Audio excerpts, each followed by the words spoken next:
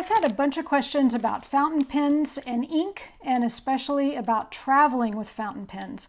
So I'm going to try to answer those here. First of all, I generally keep my fountain pens in a Ziploc bag. In the unlikely event that they leak, maybe the bag will sort of contain the leak a little bit. But I'll just say a little bit about these different pens. These are Lamy Safari pens. You can see that I've put colored ink in here, so I have a little label on here to say what color it is. But these are terrific pens for sketching. I've got a couple of them here. I also have a Sailor Fude pen. This is a wonderful bent nib fountain pen, so you can get a thick line or a thin line. That's a terrific pen. It's very lightweight. These are very cheap pens. They're like $20 pens. This is a Duke pen. Urban Sketchers love this pen. This is the Duke D2. It's kind of big. It's a little bit of a chunky pen, and it's kind of heavy. It weighs a surprising lot, especially if you put the lid on like this. It's very kind of off balance in a way. And I think if you've got a real big hand, then maybe you like this. But this one, it's a little awkward for me. So I discovered these smaller Duke pens. This is the 209. And this really fits my hand very well. I have small hands, it fits, but I can still get these wonderfully thick lines with this smaller pen. And it comes, I've got a black one and I've got a nice silver one. So what I'm going to show you right now is how to load one of these up with ink. So these all work the same. So if I show you on one, it'll work this way for pretty much any fountain pen you get. When you buy a Duke pen, it automatically comes with the converter. So this is the converter. Now, that means that you can put any kind of ink in it. Some pens automatically come with an ink cartridge that's already filled with ink, and you have to buy the converter separately. And if that's the case, you just need to make sure you buy a converter that says it works with that pen. So with these Lamy Safari pens, they come with a cartridge built in. And if I want to put my own ink in it, I buy the Lamy Safari converter and put that in. Okay, so hopefully that makes sense. Converter, and these just pop right out. So if you need to clean your pen, you can pop this out and just run water through this, wash this off real good, and pop it back in. That's how these work. So super easy. And it's a little hard to show on camera drawing the ink up, so I'm gonna show you first without the ink that this twists, and so it's just like a little syringe, right? You twist it down, and when you twist it back up, you're gonna draw the ink in. So that's all you do. So I'm gonna demonstrate it real quick.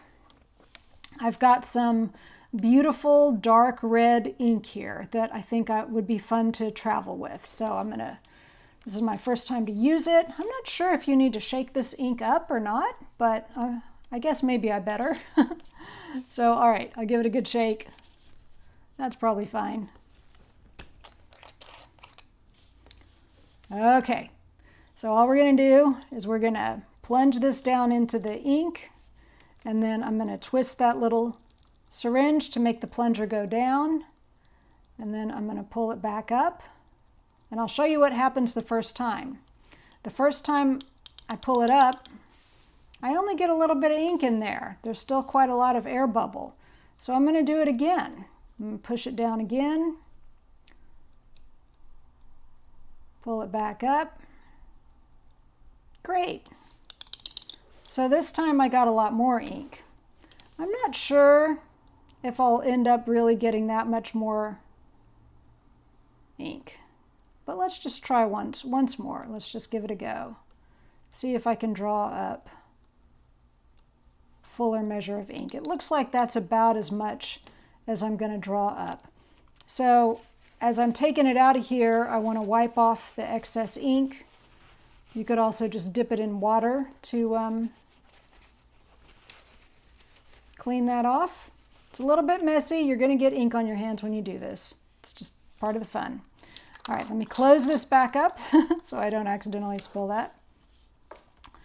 And put that back together. Look at that. Beautiful. Okay, so that's it. Now, if your ink dries out a little bit, this one seems like it must have dried out some because I'm not getting anything. Oh, so I can try pressing down and maybe a little ink will come out. But the other thing I can do is just dip it in water. And maybe if there's a tiny little bit of dried ink getting in the way, then I can dip it into water and it dilutes it for a minute. But if I just keep going like this for just a second, pretty soon I'll get full strength ink coming out. That's getting pretty close. Anyway, the point is your water bottle's your friend. So you can absolutely wash this off with water. Now this is actually almost empty. Let me show you. See, you can see so easily, hopefully you can see this, that it's almost empty. So part of the reason I'm not getting a lot of ink out of there is that we're really at the bottom of the barrel, so to speak. So it's just about time to refill this. And the only thing I want to say about refilling it is if I don't like the color of ink that is in here, which is a little bit darker than this, it's still sort of recovering from the bath I gave it. Here it comes. If I don't like this kind of bluish gray color and I want to put another color in, then the first thing I'm going to do is I'm going to pop the cartridge out and I'm going to wash out this part. Okay, so there goes the cartridge. So I'm just going to dunk this in water and wash it. And I would even run it under the faucet and just let water run through it and just really try to clean it out. You can buy pen cleaner. They sell fountain pen cleaner, and different people have different ways that they like to clean their fountain pens. Honestly, I have just found that just washing them out with water kind of works just fine. And once you've run it through and maybe let some water from the sink run over it, you can start drawing up water like that. And then push it out, but push it out into the sink. Don't actually push it out into a jar because obviously this water is going to get inkier and inkier the more I do this. So all I'm doing is pushing it out and I'm dumping inky water in here, and eventually the water that I'm drawing up into this barrel will start to run clean. And that's when I know that I can put a different color of ink in there. So that's kind of my process for cleaning one color out to put another color in. But, you know, it's also fun to just have a bunch of pens, so you can sort of always have a red pen and always have a blue pen. And even if you change the ink color slightly, it's close enough. Like if I put another blue color in here, then, you know, it's probably okay if the two mix a little bit. But so that's how I would clean this out. But this doesn't really answer the question of traveling with ink. So now I want to talk about that. If I travel with this many pens, I've got a lot of ink. I can sort of leave a couple in my suitcase, take a couple with me. You can see that I put little labels on them so I can remember what color's in them. You could obviously just draw a little color swatch rather than write the word, but whatever you do, you know, you can label them, and so having a bunch of pens is one way to travel with ink and know that you have plenty of ink. Another way is to travel with a little extra supply. So this is from Goulet Pens. I'll put the I'll put a link in the notes, but these are little samples that you can buy to try out a particular color of ink. And then you have these nice little plastic bottles. And so you can see this is the same document dark red that I just put in this pen. So if I want to, for when I'm traveling, I could fill this up and just take this with me. Now, this is going to count as a liquid, which might mean that I'm not taking as much toothpaste with me on my trip as I want to, but you know what? I can buy toothpaste anywhere. I might not be able to buy this dark red ink. So how am I going to do this? I have this. It's called the Ink Miser. I got it from Goulet Pens, but you could use any kind of dropper. I mean, this is just a dropper, right? There's nothing special about it. And so I'm just going to suction up some ink and drop it into this bottle. Looks like I can get some more. Obviously, I need to clean out this pipette, this dropper, in between using it because it does have colored ink in it now, and I'll want to clean that out real good before I put a different color of ink in it. So I'm not going to fill it all the way up. I have heard that the trick to making sure that ink doesn't run everywhere on the airplane with the pressurization of whatever's in your bag is to leave a little air so it's got room to expand. So I did not fill this all the way up, but there's definitely now enough ink in here for another couple of refills. And there's other types of bottles like this that you can get, but anyway, this is what I would do. So I would maybe take a few of these with me when I travel, and it'll give me a little extra ink for the trip. I did want to say more about this ink miser, because the other thing that this is so useful for is if your ink in the bottle here, if this bottle gets really low, then it'll get to the point where you can't really get your fountain pen down in here and draw up a full measure of ink anymore because the ink level's so low.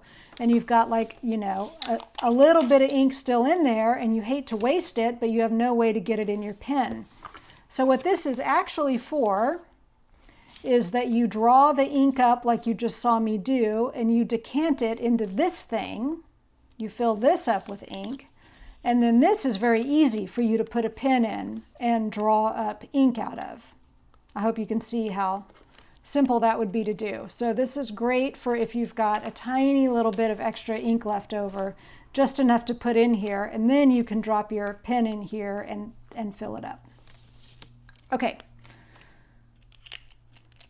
I think that's everything I can possibly tell you about traveling with ink pens. Like I said, I keep them in a plastic bag just in case anything leaks, but I've never once had a fountain pen leak on an airplane or anywhere else.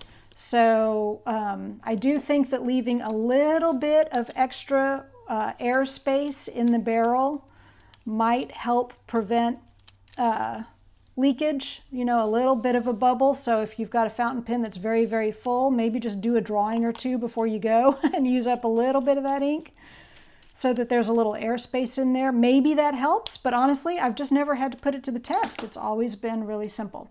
Okay, I hope that helps.